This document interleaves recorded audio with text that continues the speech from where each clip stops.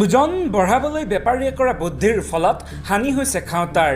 2 পইচা সৰহকৈ আৰ্জন কৰিবলৈ ব্ৰইলাৰ কুকুৰাৰ ব্যৱসায়ীয়ে কৰা অপকৰ্মৰ ফলত সাংঘাতিক হানি হৈছে সাধাৰণ লোকৰ।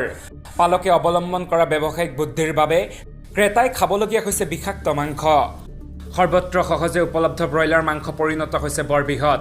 বৰ্তমান গ্ৰামাঞ্চলত সলনি হৈছে ব্ৰইলাৰ কুকুৰা পালনৰ পদ্ধতি। বিগত সময়ত ডিলাৰৰ পৰা কুকুৰা পোৱালি আৰু দানা ক্ৰয় কৰি পালকে নিজে ফাৰ্মৰ ব্যৱস্থা কৰি লৈছিল। সেই অনুসৰি তেওঁলোকে কুকুৰা পালন কৰি বিক্ৰীৰ জৰিয়তে কিছু লাভ অৰ্জন কৰিছিল। কিন্তু এতিয়া কোম্পানীৰ অধীনতে অধিকাংশ ব্ৰইলাৰ ফাৰ্ম পৰিচালিত হৈছে। পোৱালিৰ পৰা দানালৈ সকলো পালকক যোগান ধৰিছে কোম্পানীয়ে। কিন্তু কুকুৰা ডাঙৰ হোৱাৰ পিছত বেচাৰ সময়ত এটা অসৎ উপায় অৱলম্বন কৰিছে পালকে। কেৱল ওজন বঢ়োৱাৰ বাবে পালকে বজাৰত এৰি দিছে বিষাক্ত মাংস। যি সময়ত ব্ৰইলাৰ ক্ৰয় কৰে তাৰ এদিন পূৰ্বে স্বাভাৱিকতে কোম্পানীয়ে পালকৰ সৈতে যোগাযোগ কৰে। কোম্পানীয়ে ব্ৰইলাৰ নিব বুলি গম পোৱাৰ পিছতে ফাৰ্মত খাদ্য যোগান বন্ধ কৰে পালকে।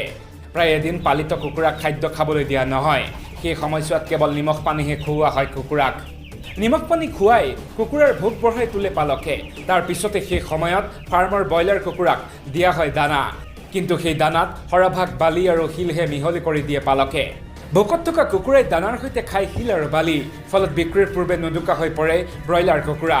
কিন্তু এই পদ্ধতিৰ ফলত বিক্ৰেতাৰ সামান্য লাভ হয় ঠিকেই, পিছে হানি হৈছে জনস্বাস্থ্যৰ।